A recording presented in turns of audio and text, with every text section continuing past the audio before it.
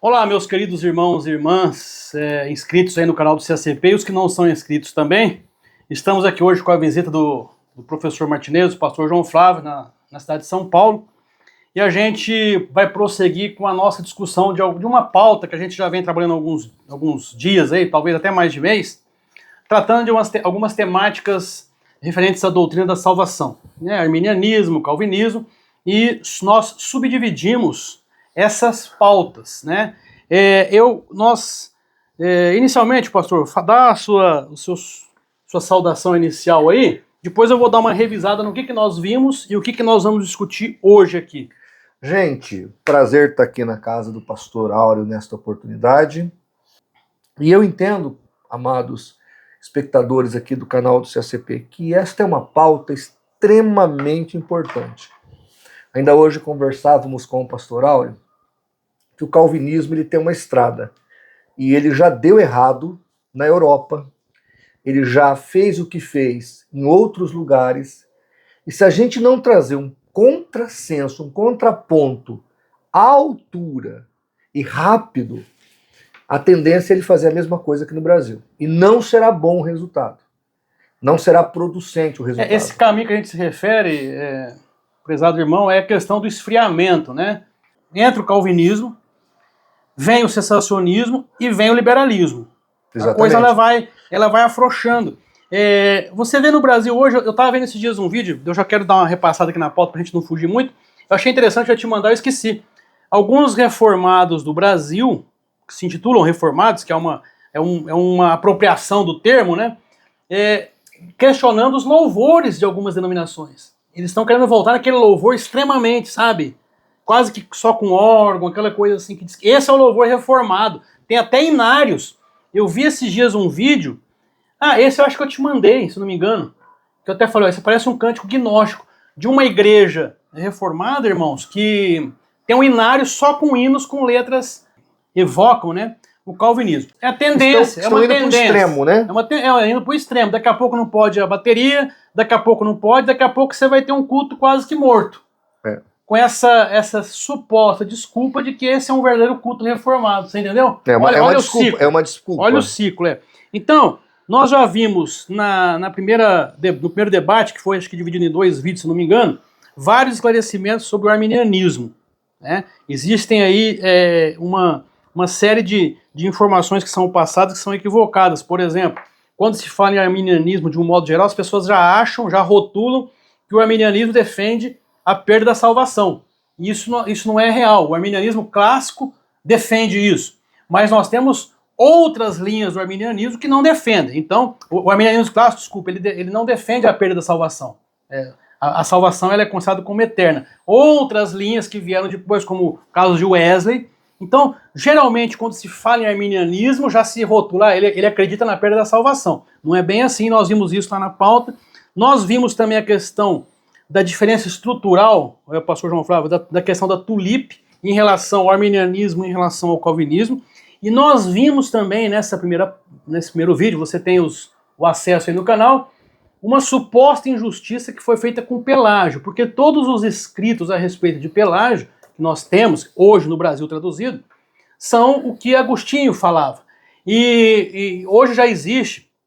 Tem uma pesquisadora britânica, ela escreveu um livro chamado O Mito do Pelagianismo. Esse livro não tem tradução em português ainda, onde ela aponta essa questão, ela faz uma busca de fontes primárias para tratar da biografia de Pelágio. Depois, no segundo vídeo, ou nos vídeos seguintes, a segunda pauta, nós tratamos de pontos a respeito do calvinismo que muitos desconhecem. As pessoas, quando se fala em calvinismo, só se trata de predestinação, por exemplo, ou de eleição. Então nós tratamos da dupla predestinação, que é o seguinte: Deus, lá na eternidade, destinou pessoas para serem salvas e pessoas para irem para o inferno. Isso está escrito nas Institutas e ainda em outros calvinistas que vieram depois de Calvino. No mesmo vídeo nós tratamos do batismo e a salvação de crianças. Calvino defendia isso, que vem lá de Agostinho, que é o que o catolicismo faz, que ao batizar, aquelas águas tinham o poder de regenerar e tornava a criança um eleito. E batizava ela como um recém-nascida, né? Permita-me interpolá-lo, às vezes você está só dando Eu estou relendo aqui. Toda a controvérsia com Pelágio, ela vai acontecer por causa do batismo infantil. Não tinha a ver com eleição, com predestinação, com o jeito de salvação. A priori não era isso. A questão era, precisa se batizar bebês? Bebês são eternamente condenados se ele morrer enquanto bebê sem batizar? Tá entendendo? Então era este contexto. O início, né? Que é o mesmo dos anabatistas, isso, né? Que vai aparecer Pelágio. Então aí a questão não era outros assuntos que acabaram entrando na temática, como livre-arbítrio e eleição e predestinação e tudo mais, mas o fato era este, a questão do batismo infantil para salvação. E aí, pastor Áureo, qualquer igreja que faz o batismo infantil, inclusive as igrejas arminianas, não tem como justificar este ato. Porque ele nasce, o batismo infantil, até alguns pais da igreja antes de Agostinho, ele nasce para salvar o bebê. Ah, não é isso, é só um sinal, é só uma simbologia. Não é. Aí você está sendo desonesto. Se fosse simbologia, não batizaria. Exatamente. Não, mas você está sendo desonesto com a história da doutrina. Se você pegar a história lá atrás, desde o século III para cá, que isso começou, você vai observar que na história da doutrina do batismo infantil, sempre foi para salvar o bebê.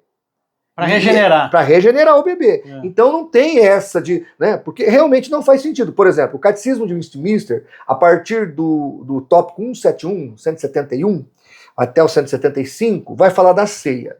E lá eles vão discutir sobre a questão das crianças que são batizadas e não podem tomar a ceia. E por que as crianças batizadas não podem tomar a ceia? Por exemplo, uma criança de 7 anos ou de 8 anos. Porque, segundo o próprio catecismo, elas têm que viver 1 Coríntios 11, 28. A criança tem que ter capacidade de examinar a si mesmo, entender que é uma pecadora, entender quais são os seus pecados e confessá-los a Deus. Como a criança não tem esse entendimento, ela não pode tomar ceia. Ora, a mesma Bíblia que diz isso, diz que a pessoa, para ir às águas do batismo, tem que crer e confessar os seus pecados. Vocês estão entendendo a incoerência? Então, apesar do catecismo de Westminster, apesar do credo metodista, por exemplo, que é a igreja mais arminiana do mundo, apesar de dizerem que é só um símbolo, que é só uma figura, etc. e tal, não tem como justificar o ato, porque não faz sentido o ato ser feito sem ter o verdadeiro sentido original, que é a salvação do bebê. Logo, aí está a grande controvérsia desde o princípio. Então a gente tem que pontuar, porque as pessoas elas escutam as coisas hoje e elas não conhecem a história do processo.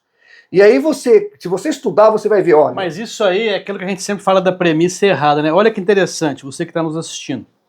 O Agostinho, ele ensinava, depois de 412, quando ele acabou consolidando a visão maniqueísta dele, determinista, ele ensinava que as crianças,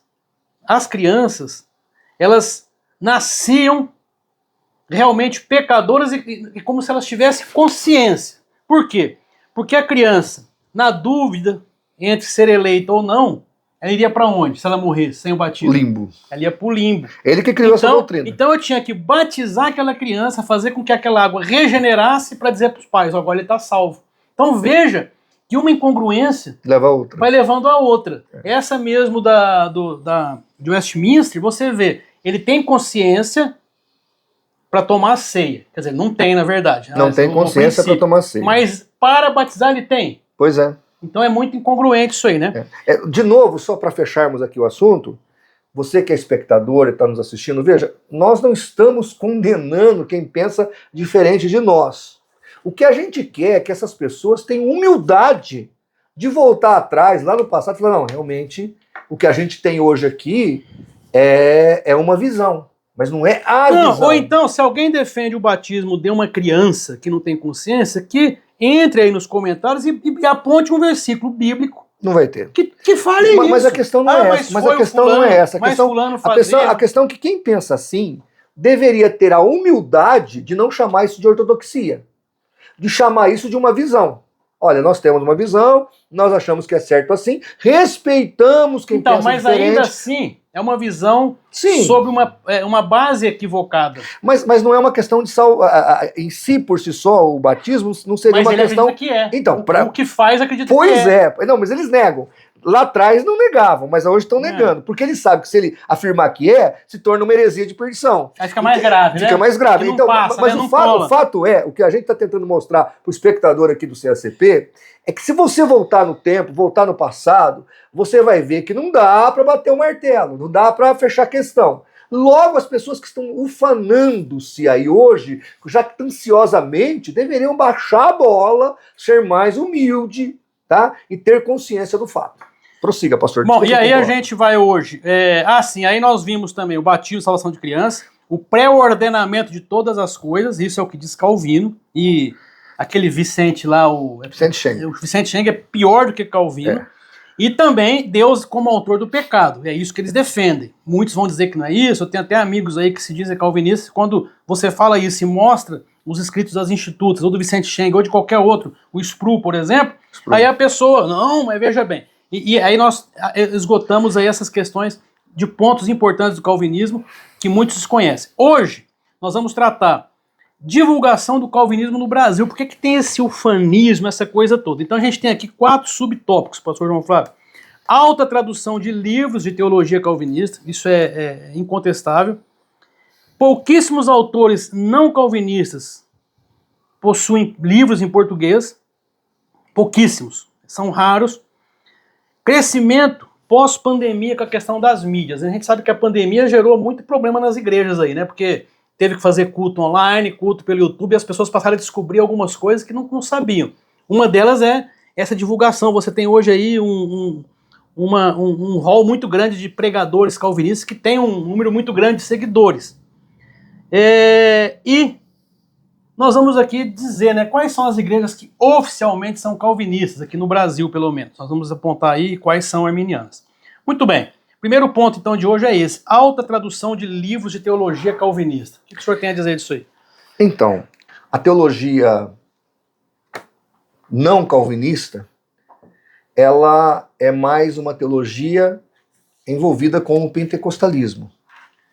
A maior parte das igrejas pentecostais não são calvinistas.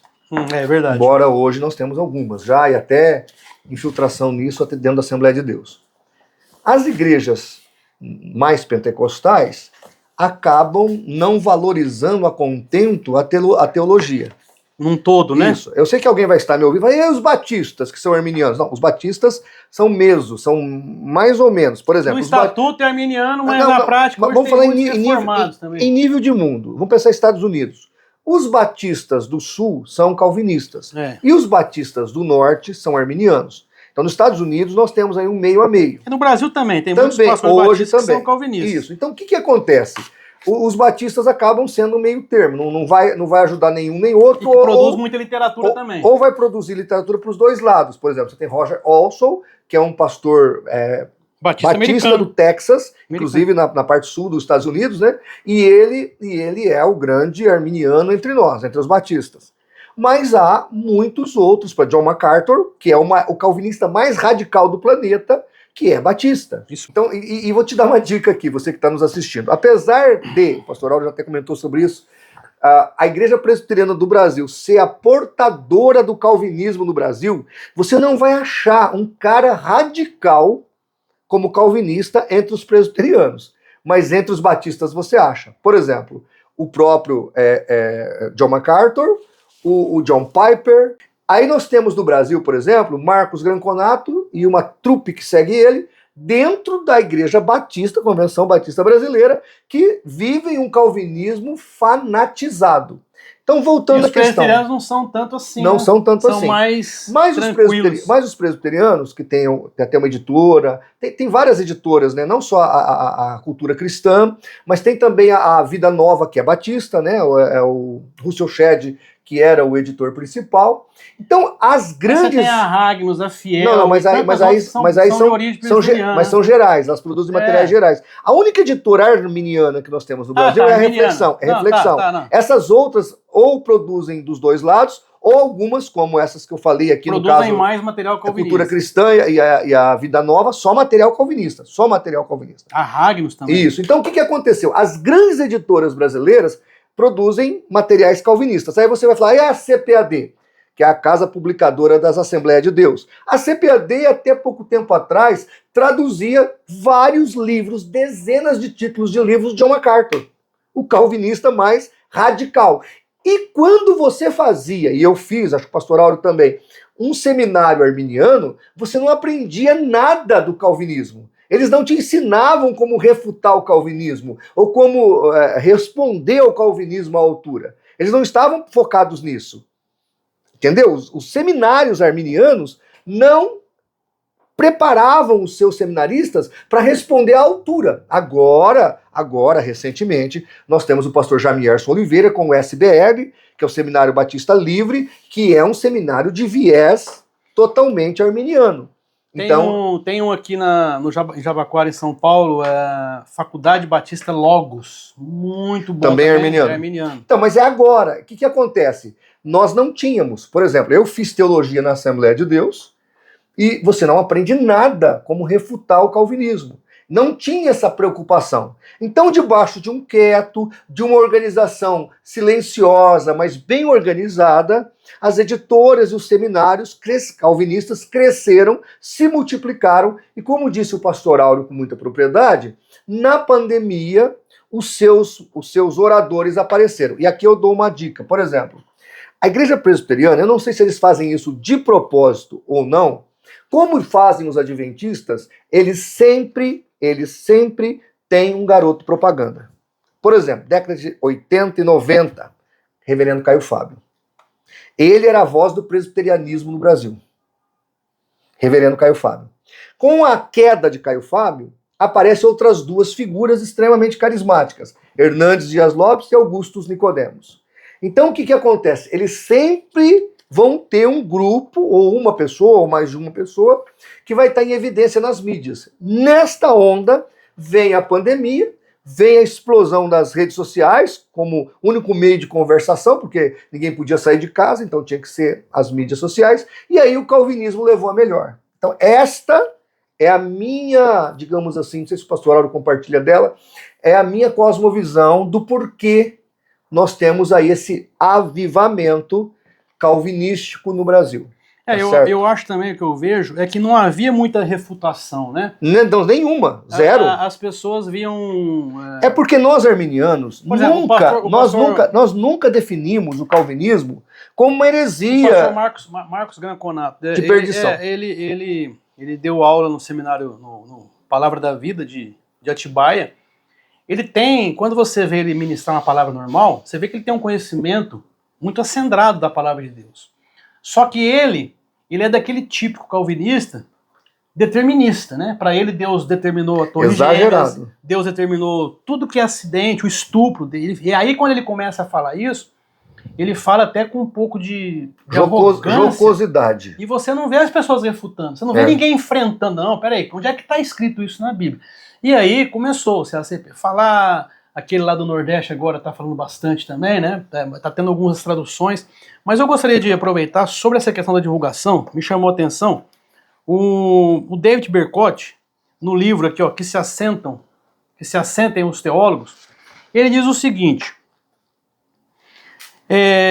além disso, está falando aqui de Lutero, não foi somente em seu prefácio ao Novo Testamento que Lutero tentou enviesar o ponto de vista dos seus leitores. Não.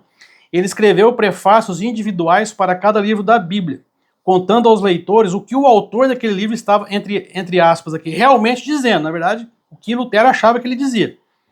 E colocando em descrédito os livros que contradiziam os seus ensinos. Página 108 do livro. Tá? Para você depois não sair dizendo que o CSCP que falou. Estou citando aqui a referência, você pega lá, adquire o livro e vai verificar. Aí ele continua aqui, ó. Infelizmente, a maioria das Bíblias produzidas durante a Reforma e no século seguinte foram Bíblias de estudo. A palavra de Deus misturada com a teologia da Reforma. Por exemplo, a Bíblia que dominou o mundo evangélico de língua inglesa, até a versão King James, que a King James aí fazia uma meia-culpa em relação ao calvinismo, foi a Bíblia de Genebra, impressa pela primeira vez em 1560. Ela foi publicada em Genebra, na Suíça, sob a influência de João Calvino, por protestantes ingleses. Eles haviam fugido para lá a fim de escapar da perseguição da Rainha Maria. A Bíblia de Genebra não só continha prefácios a cada livro, a fim de garantir que o leitor interpretaria as escrituras no sentido apropriado, entre aspas, ou seja, era tudo que Calvino colocava, como também diversos comentários nas margens laterais para influenciá-lo e doutriná-lo com a teologia reformada. Aí ele vai citando aqui diversas situações, até que mais de 100 anos depois começa a aparecer outras Bíblias, com outros vieses, como a Bíblia de Estudo Scofield, Bíblia de Estudo Anotada, Open Bible, e aí inclusive o MacArthur publicou uma com seus comentários. Então veja, se a gente tem esse tipo de material aqui para leitura, e eu acesso esse tipo de material, é óbvio que a doutrina que o material traz vai ser mais divulgada. Só que hoje a gente tem materiais do Ken Wilson, por exemplo, sendo traduzido, tem alguns livros como do Roger Olson, muito bons, que você pode achar tanto pela CPAD, Editora pela Reflexão. Vida também tem, a Reflexão também tem, que trazem muito conteúdo que refuta isso, refuta esse determinismo, que nós vamos falar em outros vídeos ainda sobre a questão do gnosticismo e o determinismo calvinista. Você vê, não existe uma Bíblia de estudo arminiano. Não existe. Existe de calvinista. Tá e é a primeira, né? Exatamente. E é a primeira que... Então, assim, você vê a lacuna no mercado editorial que falta desse material. Então, por isso que você tem aí um calvinismo que corre leve e solto. Tem uma boa estrutura, uma base solidificada de doutrinas, né? Você quando vê um Estevão Hernandes falando, alguém pergunta alguma coisa, ou o próprio Granconato, o Estevão Hernandes não, Hernandes o quê? Estevão Hernandes é da Renascer. É o Hernandes Dias Lopes. Hernandes Dias Lopes falando, o pastor Nicodemos, Augusto Nicodemos, o próprio Granconato, eles têm uma linha de pensamento idêntica. Você fala de livre-arbítrio, é livre agência, livre-arbítrio. Por quê? Porque tem uma base escrita muito sólida, ao passo que os arminianos não têm. Os arminianos clássicos também não têm. Você tem muito pouca coisa de Wesley, por exemplo, traduzidas para o português. Talvez os metodistas tenham bastante coisa, mas nós não temos acesso. Na verdade é o seguinte, tá faltando esse material. As editoras que poderiam ter feito isso, elas não se empenharam, não se esmeraram em fazê-lo. Procrastinaram demais e não fizeram isso até hoje. Tirando a editora Reflexão, que assumiu esse papel no mercado editorial brasileiro, mas nenhuma editora fez isso. A única coisa que a CPAD está fazendo agora de bom é não mais produzir os livros de John MacArthur. Ela soltou um agora recente sobre o evangelho, falso evangelho, e aí ela vai falar dessa questão toda, e ela soltou também as obras de Armínio. A obra de Armínio foi tese de mestrado e doutorado dele. Armínio era um cara muito inteligente. Então, quando você pega... Era mais para os remonstrantes, né? Não era para a coisa pública, né? Na verdade, é importante que o espectador entenda que quando Armínio escreveu as 3 obras dele, ele ainda era calvinista. Isso. Tá certo? Ele ainda era calvinista. Só que ele era um calvinista que discordava de algumas coisas.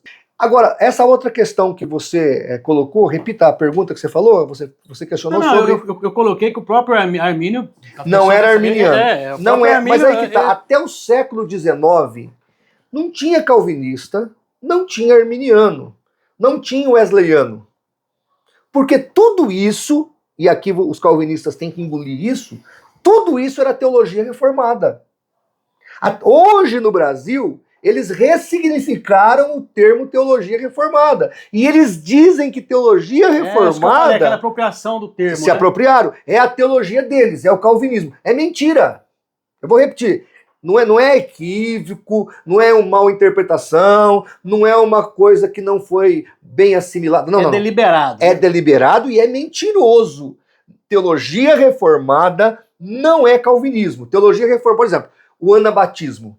No caso vamos pegar aqui o movimento aqui anabatista dos menonitas. Os menonitas que vieram concomitantemente com Lutero nunca foram calvinísticos. Estou aqui falando anacronicamente. Nunca foram. Então, mas toda essa doutrina que era anticatólica, e apesar dessas contradições entre si, Todas elas, até o século XIX, eram chamadas de teologia reformada. Aí do século XIX em diante começaram os antropólogos, sociólogos, cristãos e tudo mais, de certas igrejas mais tradicionais, começaram a ressignificar. E veio com isso até hoje, chegou no Brasil numa radicalidade. Se você parar para refletir, quando nós éramos garotos, não se falava isso. Eu nunca ouvi disso. Inclusive as igrejas, mesmo as arminianas, as igrejas metodistas, as metodistas wesleyanas, faziam as celebrações do Dia da Reforma e os presbiterianos falavam nisso. Isso se você pegar 30 anos atrás, você ia numa igreja presbiteriana, você não ouvia falar de predestinação fatalista. Isso, aqui no Brasil, pelo menos, isso começa agora recentemente. Esse avivamento, entre aspas, que vai resultar numa coisa muito trágica para toda a igreja brasileira, começou a partir aí, vamos jogar aí, 2010 para 2015. Lá, vamos por 2010. Então, de 2010 para cá, isso daria 15 anos, é que começou esse movimento. A internet ajudou muito. Exatamente. Então, logo, isso não existia. E eu vou dizer uma coisa. Na minha opinião, o calvinismo está prejudicando o crescimento saudável da igreja presbiteriana. Eles estavam crescendo tranquilo, debaixo de um quieto, sem arrumar confusão com ninguém, sem ter adversidade com ninguém. É mesmo, né? Eles estavam. A igreja presbiteriana estava quietinha, de boa, pregando ali, crescendo sempre devagarinho, né? Até alguns anos atrás ela era inexpressiva, foi crescendo, crescendo, e aí não tinha esse problema. Os reverendos não entravam nesse mérito. Aliás, o calvinista pregando é um arminiano. De jeito sempre assim, né? É sempre assim. Eles pregando são arminianos. Eles exortam a santidade, admoestem cuidado para não perder a salvação. Cuidado com a tua vida. Cuidado com a vida espiritual. Cobrando, né? Pregando, eles são arminianos. Mas enquanto vão fazer teologia, eles são calvinistas. Então, voltando à questão, viu, meus irmãos presbiterianos? Na minha opinião, os radicais calvinísticos, e eu estou usando aqui esse termo ironicamente mesmo, esses radicais calvinísticos estão prejudicando o trabalho bom e bem feito que estava sendo realizado pela Igreja Presbiteriana do Brasil, na minha opinião. Pastor João Flávio, então, para a gente fechar essa pauta, para os nossos telespectadores aí do canal do CSCP, igrejas que são oficialmente calvinistas, vamos dividir aqui assim, que está no estatuto, né? Vamos ver se eu estou errado aqui. As igrejas batistas, algumas, que se chamam reformadas hoje, são... que existe uma linha de batistas, são os batistas reformados, isso, diferente da Convenção Batista Brasileira, que são calvinistas. Né? E eu acredito que alguns pastores, porque como o meio batista não cobra muito isso, alguns mesmo... Alguns não, 50%. Né? Eu não sei o percentual, você quer... Daí para mais. Eu estava num grupo de pastores batistas da Convenção de São Paulo, e lá tinha 400 pastores, e eu diria que pelo menos 300 ali eram calvinistas. Calvinistas, né? Ou seja, mais do que a metade. Mais do que a metade. Mas oficialmente a Igreja Batista é arminiana. Ela é arminiana. Então vamos ver assim, porque nós temos uma igreja que oficialmente é calvinista, e no seu estatuto também, e as suas regras, o batismo infantil tal, que é a Igreja Presbiteriana. Presbiteriana. E a igreja do português lá de Portugal, como é que chama lá? Aquele que a gente combatia bastante, esqueci o nome dele. Jesus amado. Da Igreja do Cristo Vive, do Miguel Ângelo. Miguel Ângelo. A igreja do Miguel Ângelo é 100% calvinista. Mas e é uma seita, mas lá tem mais... Eu sei. Lá tem mais heresias. Uma das quais que a gente já vivia como estrelas. Sim. É meio... Sim, mas é uma seita, é uma seita que é tecnicamente calvinista. A igreja cristã evangélica, que ela é muito forte no centro-oeste, naquela região... de linha calvinista. Ela tem, mas ela não... Não é oficial. Não é oficial e ela não... Ela, de uma maneira muito, até simpática, ela não... Não fechou questão, né? Não fecha a questão e não briga com os seus pastores locais, que sejam arminianos ou calvinistas. Até a gente estava num evento uma vez em Brasília, vendendo o livro do Calvinismo Recalcitrante. O pastor Baltazar falou assim, mas você tá de brincadeira comigo? Mas ele tava brincando. O pastor Baltazar, que era da igreja... Que era o regional da evangélica. Que faleceu de Covid. Cristã evangélica. Era uma pessoa muito querida. Aí a gente riu muito. Diga-se de passagem, Cristã Evangélica, que é uma igreja ótima. Ótimo, uma igreja maravilhosa, né? Mas ela tem essa linha. Fora essas três, nós, pelo menos no meio pentecostal ortodoxo, a gente não tem nenhum conhecimento de alguma igreja calvinista, né? Eu desconheço. No Brasil... Miguel Ângelo, eu sei que você acabou de falar da Vida Nova, né? Igreja Cristo Vive. Cristo Vive, ela é oficialmente calvinista no credo dela, né? A Igreja Presbiteriana do Brasil. A Independente... Ela não é muito, mas poderia dizer que ela também é. Mas ela é presbiteriana, né? Ela tem a mesma raiz, a presbiteriana independente. A presbiteriana renovada, ela também não fechou muito questão, porque eu conheço pastores da igreja presbiteriana renovada que são arminianos, Eu acho são que a calvinistas. renovada, ela criou uma estrutura com um seminário no norte do Paraná. Eu conversei com um seminarista deles recentemente, e ela deixou aberto, porque na verdade quando você se torna continuista, você meio que abandona isso aí, porque você vê que tem que lutar mesmo. Então tem isso. Aí nós temos como igreja arminiana, tem a Batista, oficialmente nós já falamos, os metodistas, que são inclusive wesleyanos, que aí vai além de os anabatistas e os menonitas. Os anabatistas e menonitas são extremamente arminianos. Né? Você tem todas as igrejas pentecostais, né? Tirando agora recentemente a Palavra da Vida, do Macalister. A do Macalister é Nova Vida. Nova Vida, é a Nova Vida. A igreja de Nova Vida, fora do Brasil, ela é arminiana. Aqui no Brasil, por causa do filho dele, se tornou ela calvinista. É uma igreja calvinista pentecostal. Inclusive é a igreja que deu vida à Universal, porque o Edir Macedo era de lá. Saiu de lá. Então é essa aí. Agora, todas as demais, pastor Áureo, eu diria que 90% das igrejas evangélicas no Brasil são estatutariamente arminianas. Talvez não está escrito ali arminiana, mas, por exemplo, quando tem livre-arbítrio, quando tem batismo adulto e não batismo infantil, né? Já por si só isso aí já é uma ideia. Apesar que o metodismo batiza criança. E é além de Armínio, né? Porque ela é uma exceção. Ela é uma exceção. Mas embora a igreja, oh meu Deus do céu, a igreja que é lá em Campinas, tem Nazareno? Nazareno, obrigado, pastor Áureo, minha cabeça está cansada. A igreja do Nazareno, por exemplo, aqui no Brasil, eles procuram não batiza. Detalhe, a igreja luterana, ela é calvinista ou é arminiana? Pois é, hoje é arminiana, porque o Melanchthon é arminiano. Mas o Bergotti cita isso. Mesmo na época da divulgação da Bíblia de Genebra, os próprios luteranos, veja você, foram se afastando de Calvino. Sim, o Melanchthon completamente. Não, mas veja, mesmo Calvino, mesmo Lutero, escute isso, espectador, mesmo Lutero, ele nunca foi calvinista, aqui estou sendo anacrônico, Calvino veio depois. Por quê? Porque Lutero negou a dupla predestinação. Lutero acreditava, olha que isso os calvinistas mentem para você. Lutero dizia que Deus predestina para a salvação, mas Deus não predestina para a condenação. Por que Lutero falou isso? Porque lá no Concílio de Orange, em 529, a dupla predestinação foi anatematizada. Heresia de perdição. Que Deus predestina uns para a perdição, outros para o mal. Então eles condenaram isso. E olha que ironia, neste mesmo concílio, o pelagianismo foi condenado. Então os calvinistas, eles vão lá em Orange, tira só o que interessa. Os pelagianos foram condenados. Embora os pelagianos foram condenados ali, são os pelagianos da cabeça de Agostinho. É importante frisar isso. Que a guerra quem criou foi Agostinho. Isso, então, aquele pelagianismo que Agostinho descreve, vamos deixar isso claro aqui, né, pastor Áureo? É heresia mesmo. Fosse aquilo mesmo, né? Aquele pelagianismo que Agostinho criou e combateu, realmente é heresia, porque é salvação pelas obras. Porque como seria? Seria você olhar para Cristo como modelo para ser seguido, e você seguindo aquele modelo, você é salvo. Isso é espiritismo, isso é heresia. Isso é o que eles chamam hoje de pelagianismo. O que não é, provavelmente Pelágio não cria nisso, e que não é ensinado pelos pais da igreja antes de Agostinho. Tá certo? Então, voltando à igreja luterana, Lutero nunca creu assim. Mas depois vem Melanchthon, e aí ele vai se distanciar completamente até mesmo da predestinação para a salvação, da pessoa nascer salva. Tá certo? E aí a igreja luterana hoje é mais arminiana do que Mas é muito interessante, a gente já discutiu, se a pessoa foi designada para a salvação na eternidade e outros designados para a perdição, né?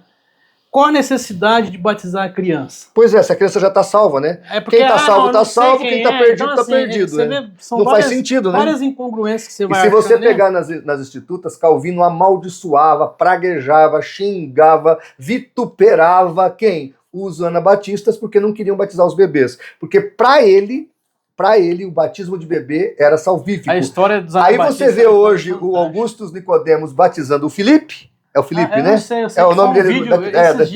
O Filipe. Aí ele fala, eleito. Quando ele mergulha a criança, ele fala, eleito. Por que o Augustus Nicodemos inconscientemente faz isso? Porque o batismo é para salvar. Aí eu te pergunto, olha só, pensa comigo, você que está aí no canal e que está tendo a paciência de nos ouvir. E se esse bebê não foi eleito? Pois é. Como que o reverendo Augusto Nicodemos Diz que ele é eleito. diz que ele é eleito? Porque jogou naquela água ali? Mas aí que tá, ele sem É querer, porque ele está sendo ele sem querer um acredita. agostiniano, que a água regenera. Isso, ele sem querer. E é engraçado que o próprio Augusto Nicodemos critica a congregação cristã do Brasil, porque na cristã do Brasil o batismo é regeneracional também. Então na cristã do Brasil você tem que ser batizado lá para ser salvo, porque sem batismo não tem salvação. Você está entendendo? Só que lá não batiza bebê, batiza adulto. Mas é um batismo que salva. Vocês estão entendendo? E aí você pode falar da congregação, que embora eles não saibam, mas eles são de linha calvinística também. Mas no estatuto dele, no credo da congregação, você não Tá. tira isso. Nos né? 12 pontos, não. Então nós fechamos 12 aqui pontos, a pauta número 3 já, né? Olha só que interessante. Suas últimas palavras aí. Bom, pastor Áureo, primeiro é um prazer estar aqui na sua casa, aproveitar esse momento para a gente conversar. Eu quero que você em casa saiba que eu e o pastor Áureo não combinamos nada. Tem a pauta. Foi uma discussão como dois amigos discutindo um assunto. Tá certo? Dois amigos aqui conversando sobre um assunto.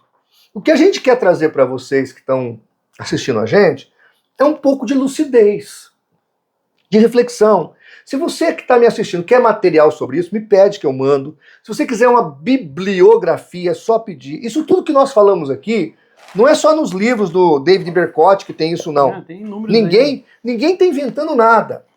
Você pode pegar isso e pesquisar. Tem um dicionário do David Bercott, está aqui o dicionário dele? Aqui embaixo.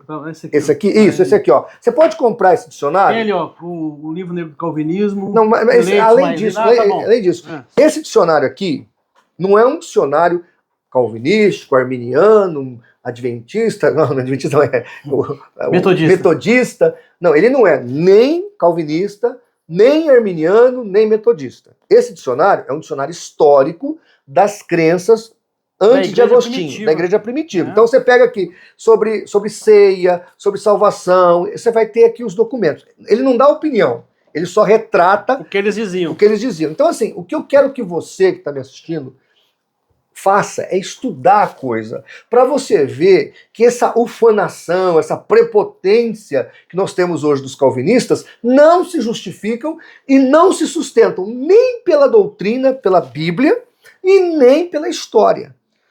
Tá vendo? Agora, recentemente, pastor Aldo, teve um vídeo aí de um calvinista dizendo que nós não precisamos da patrística para defender o calvinismo. Claro que não, porque não vai achar na patrística. Mas para defender o batismo infantil, eles precisam. Aí a patrística presta. Para defender o batismo infantil, aí Irineu que escreveu tá certinho. Aí o que o Orígenes escreveu tá correto. Mas quando eles falam que a crença calvinista é gnose maniqueísta, aí é a opinião deles, não tá, a heresia deles. Aí não precisa dele, né? Aí não precisa deles. Então é isso. Vamos continuar aqui na nossa conversa. Hoje é só mais uma. Nós temos mais uma pauta ainda. E depois vamos tratar de textos que o pessoal gosta muito de usar, né? Tem muita gente com sites aí calvinistas, tem um pessoal que pousa como teólogos e tal. Deve ter gente que realmente seja boa, mas que despreza os outros, né? Acha que ninguém é bom, acha que ninguém aqui estuda. Só eles são bons. Que ninguém aqui lê, que ninguém aqui pesquisa, que ninguém aqui fala um outro idioma, enfim. Então gente, um grande abraço para vocês. Obrigado, pastor Áureo. E que Deus abençoe vocês grandemente. Minhas últimas palavras também, seguindo na linha dele, é que você leia, busque, pesquise. E vou lembrar, nós vamos tratar numa das pautas, para cada versículo calvinista que o pessoal gosta de citar, nós temos uns 50 arminianos. Eu estou fazendo uma coletânea de versículos. E para encerrar aqui, eu quero destacar Jeremias 19:5, que diz assim: edificaram os altos de Baal para queimarem seus filhos no fogo, em holocaustos a Baal, o que nunca, veja bem, nunca lhes ordenei, nunca falei e nunca entrou no meu pensamento. Então essa conversinha mole de que Deus determinou todas as coisas, que Deus está por trás de tudo, tem que pegar esse versículo e outros que a gente vai mostrar e vamos conversar muito e tirar da Bíblia. Porque senão, pastor João Flávio, tá errado aqui. Não é isso? Grande abraço a todos vocês. Fiquem na paz.